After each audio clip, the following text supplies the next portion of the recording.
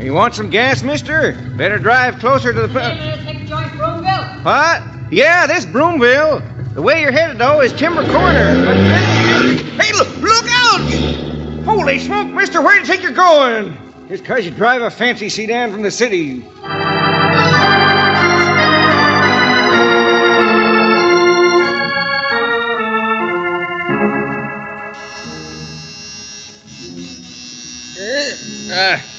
Yeah, I know. I heard your car. Heard it drive up. I'm coming. Oh, shoes now. Where to put those? All right. Just a minute. Wonder who it could be. Yeah, I bet I'm going to be surprised. Now, wait a minute. I got a little surprise for you, too.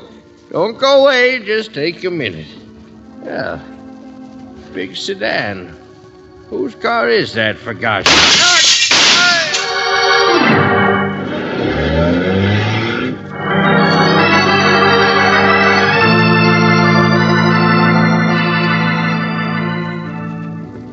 Mervyn Brewster, huh? B-R-E-W-S. But why? Everyone loved my husband. They did. From the city it was, There was Lieutenant nobody- Riley. Big black sedan. It didn't catch the license, Oh, but it it was the did. same car they saw drive away from the house here. Didn't they, Fred? They loved Mervyn. Everyone did. Now, Dora, yes, wait a second till I tell him. Take hold of yourself, Dora. The lieutenant has But, to. Mac, I just came home, and there he was, lying there dead by the door. I'd been out visiting. I wanted him to go with me. It's such a beautiful night. But when I Mrs. came Brewster, home... please, we've got to work fast. Several people spotted the strange car, and Fred, in the service station, couldn't you see what the man looked like? Well, a dark hat, Lieutenant. An overcoat pulled up, he's sort of a fish-colored face. I remember that. Little skinny shrimp, I'd guess, and he had a funny eye, sort of pushed out of place. Scarred, I guess. What? Merv didn't know anyone Well, like we'll that. radio the highway patrol. They're setting up roadblocks. There's never been anyone like that in Broomville. That's right, Lieutenant. People love Merv. He was the nicest man in the world. Yes. Why would anyone like that from the city just come out and shoot Now, him? Mrs. Brewster, Here, please. Lieutenant, I'll take care of it. Yeah, thanks, sister. Huh? Miss Brooks, what in the name of heaven are you... Come on, Mrs. Brewster, we'll go. Wait a minute, what are you doing here? Well, I came with George, naturally. But what... Who sent for him? Come on, what's going on here tonight? Who sent for Valentine?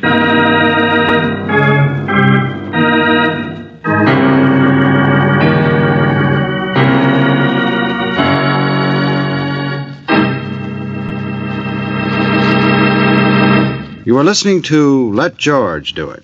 Our adventure will continue in just a moment. Now back to Let George Do It and George Valentine.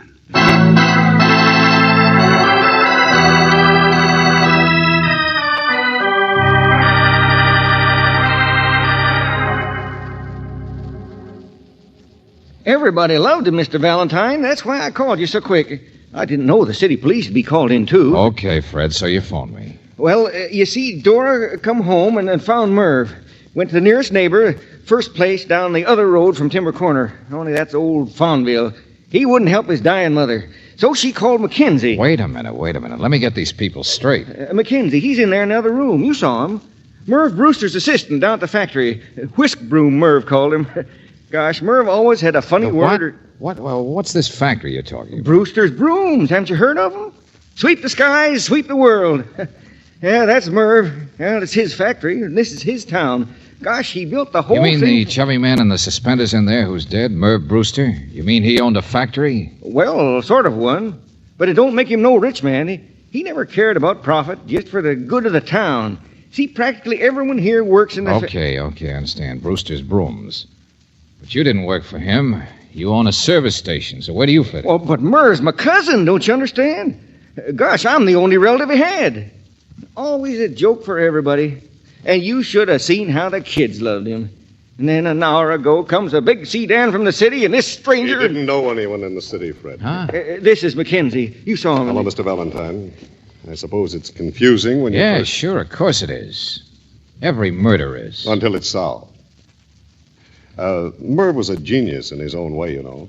He drew his own labels. Witch riding on a broom is the trademark.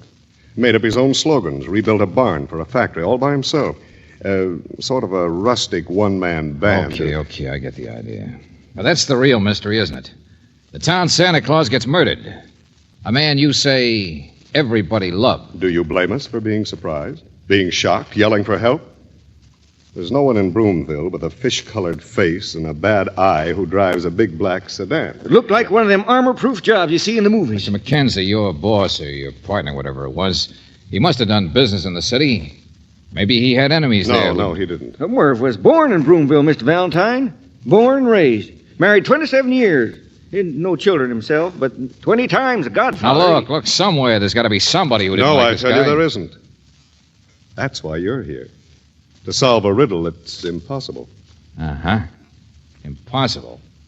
But it happened.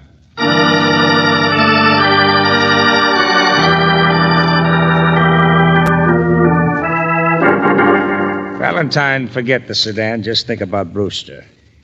He sat here. Room was dark. Doorbell must have rung. Walked to the door. Well, of course, Lieutenant. Just but a minute, I said. Little alcove by the door, see? Did Brewster go straight to the door? Did he flip on the porch lights like a friendly guy in a small town would do? He was shot from the porch through the alcove window. That I know. He was peering out to see who was ringing the bell.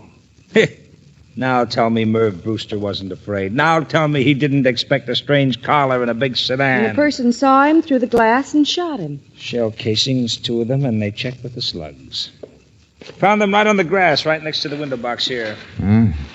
What kind of a gun? A Luger, my friend, the special type with a special shell. A very popular gun in the city, in the dirtier parts of the city. And gang killing. Exactly. But we already know it has all the earmarks Of of a gun. rub-out, Miss Brooks. Yeah, a killer and a rub-out. Ronnie, if the killer stood here on the wet grass by the door, there's Now probably... you're getting it. Now you see it.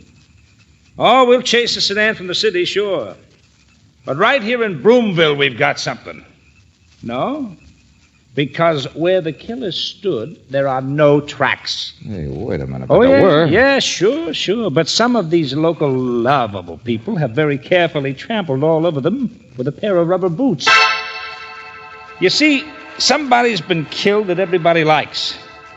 Then we find that he really sneaked to the door like a rat in a trap to peer out. Look, we don't know what kind of motives people really have underneath all that. Okay, Riley, go ahead. Make like a detective. Huh? Me, I'm going to follow the footprints. The footprints of the rubber boots that spoiled the killer's tracks.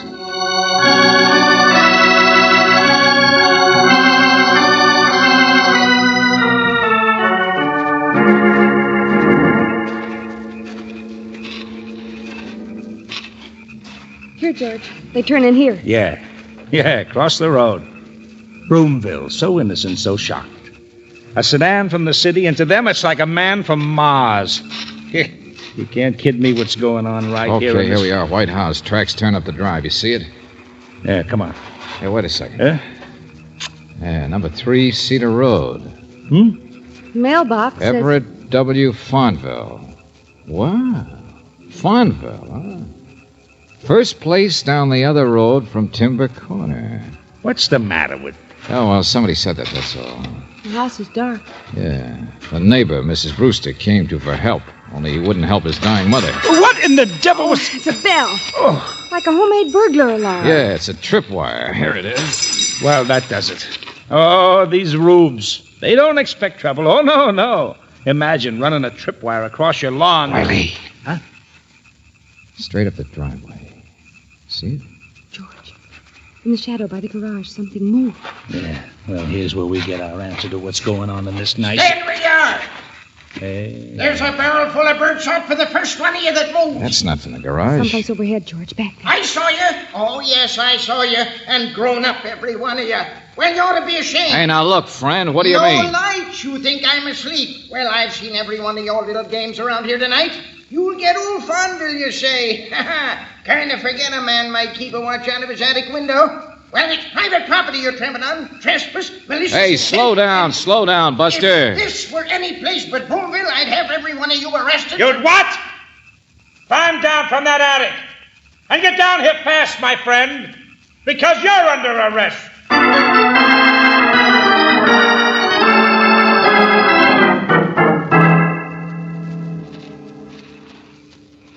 So Mervyn Brewster was murdered. Huh.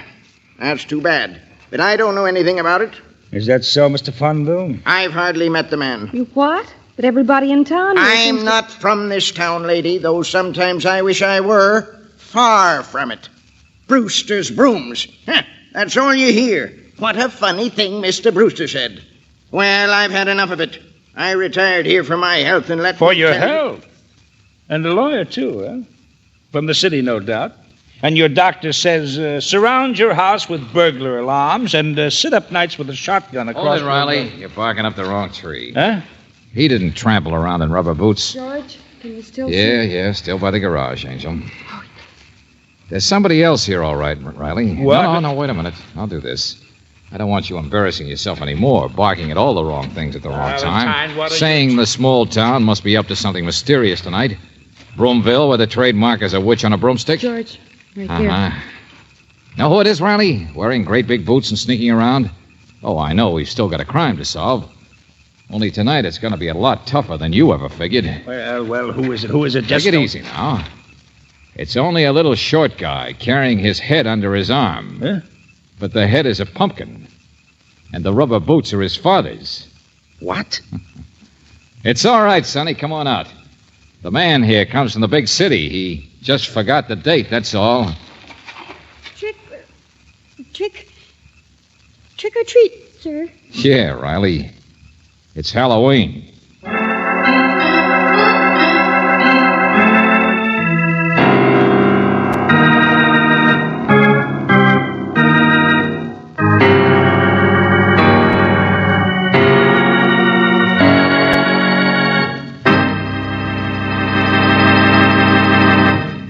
You are listening to Let George Do It. Our adventure will continue in just a moment.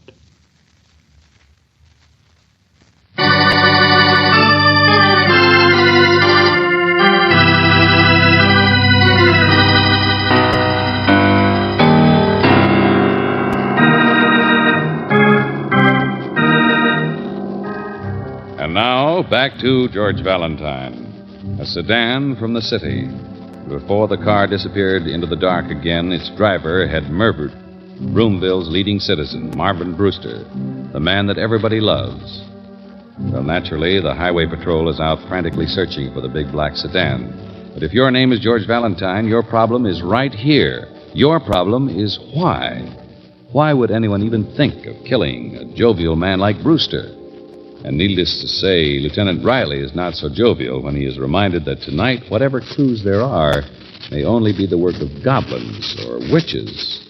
That tonight is Halloween. All right, Mrs. Brewster, so none of it makes sense. Well, this part does, Riley. Donuts. What? Oh, yes, those. I fried them myself just this afternoon. Donuts. Now, look. There was cider, too, on the little table, see? Poor Mervyn always liked to have something ready for the kids. It was sort of his day, you know, Halloween. We built this factory out of a witch's broom. He was so full of fun himself, you know. He wouldn't let anyone interfere, the police or anyone, on Halloween. No, sure. A big joker. Only Valentine... Look, the donuts mean this, Riley. He wasn't sneaking to the door when he was shot into the alcove to peer out. He was just reaching for some donuts to give to the kids. That's what he must have thought the doorbell was, a trick or treat. So he wasn't scared. He didn't expect a stranger from the city tonight. Oh, brother, the man that nobody hated. So maybe it's true that... What? No, everybody loved him. That's what I told you. Until I heard about the telegram, I still don't believe... What's this What telegram? Well, didn't Mr. Mackenzie tell you? He's the one who took the message from Priscilla. Maybe he told the local police. Priscilla, what are you talking about, Mrs. Brewster? Well, she's down at the telegraph office. It's really a part of the post office, and that's part of the general store. Priscilla's a lovely person. What telegram? A carbon or something that came through. The telegram somebody in Broomville sent today to somebody in the city. Somebody who came out here in a sedan.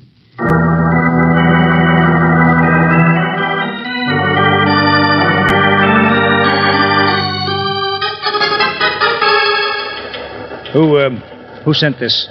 In a little place like this, you must But have they a record. just write them out and leave the money. I'm so busy at the other window, you Hey, Riley, see. listen. It says, you don't something. Anyway, don't get paid until he's gone. Paid until he's gone. Dead. There. There, you see what I mean? The guy in the sedan was a killer from the city. And somebody right here in Broomville hired him. Oh, yeah? Well, that's not the way I figure it, Riley. Come on, I'll show you.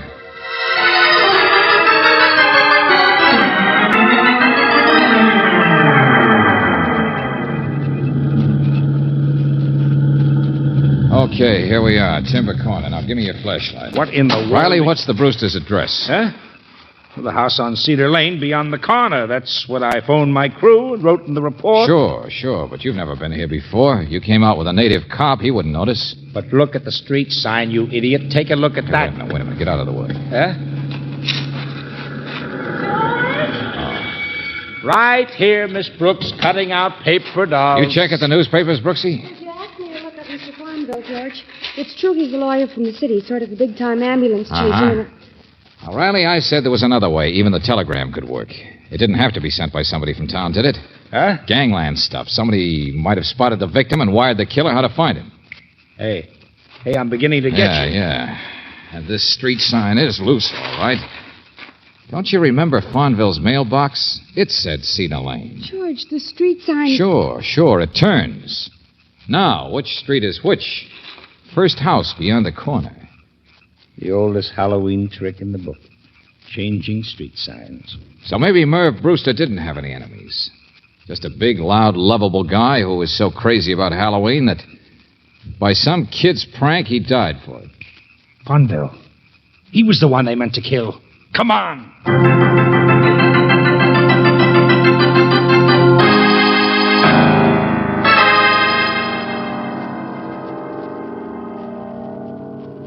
Well, we're too late. He's dead. It was the same gun, same empty shells. It all must have been the same. Came to answer the door Yeah, and... that's right, 2 shots. George, he was the kind of a man some gang might want to get. Retired criminal lawyer who didn't pick his clients too well. Yeah, that's it, all right. The killer's set out to get Farnville, only tangles up with a Halloween prank and picks the wrong house. Kills the wrong man. Then finds his mistake and comes back. Riley, this couldn't have happened very long ago. No, I know. So, let's go. We'll, Oh, hello. It's Fred, the guy who got me into this. Yeah, the guy who found the car. The sedan. You what? Yeah. Killer ditched it down the woods. Engine's still warm. Come on. It's all over but the shouting. We found it.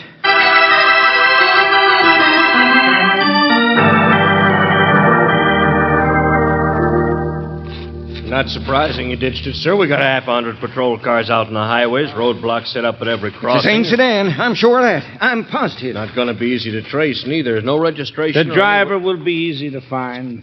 Little fish-faced guy with his eye all scarred up. How many men have you got, officer? Oh, plenty, and everybody in Broomville will be only too glad to Hey, help wait a minute. us. Don't touch that. What? There won't be any fingerprints, Valentine. We know he was wearing a hat, an overcoat, and probably gloves. Yeah. Well, I was looking for something else, but I can't find it. Oh, now don't you start playing detective. We'll get him. This is Broomville. And we're going to sweep the woods for a killer. All right. But remember, it's still Halloween.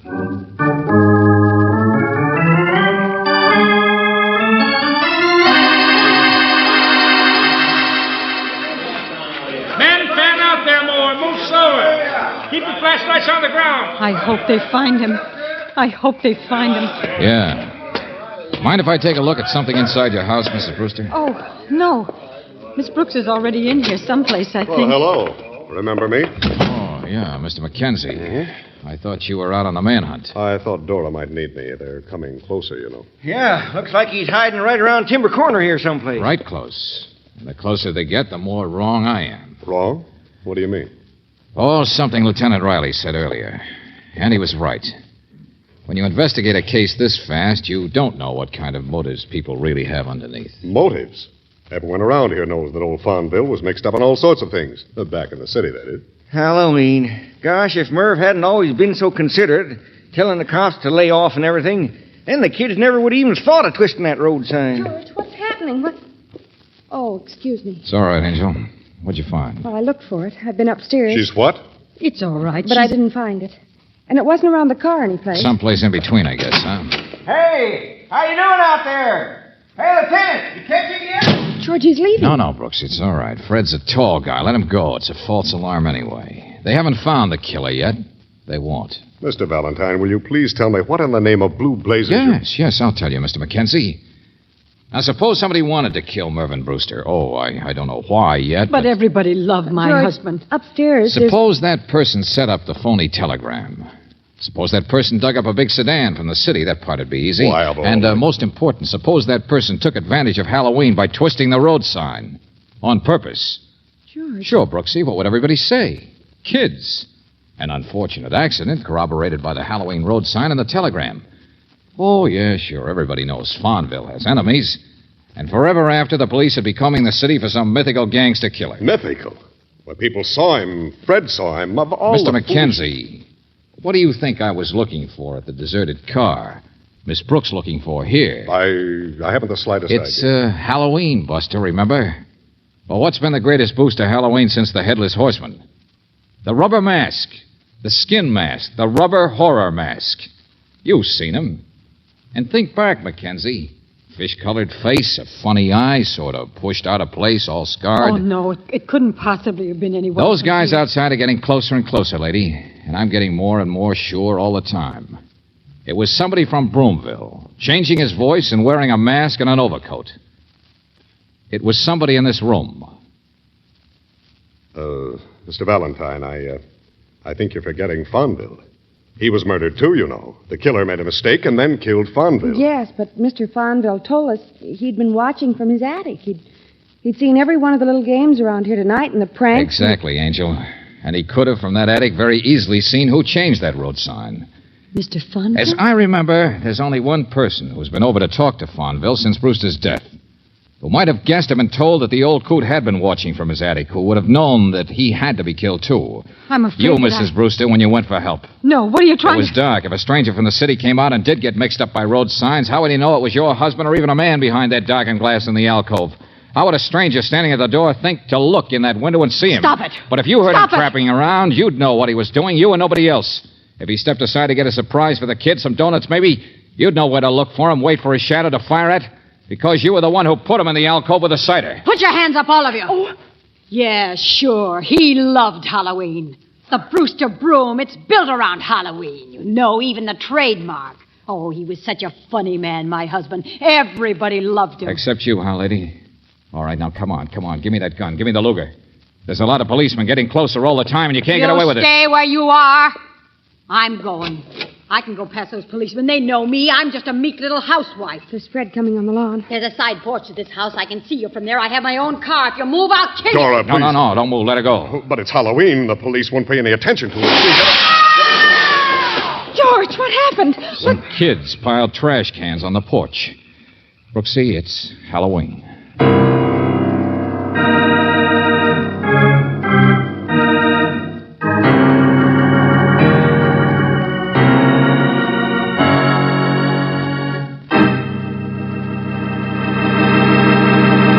Back to the conclusion of our Let George Do It adventure in just a moment.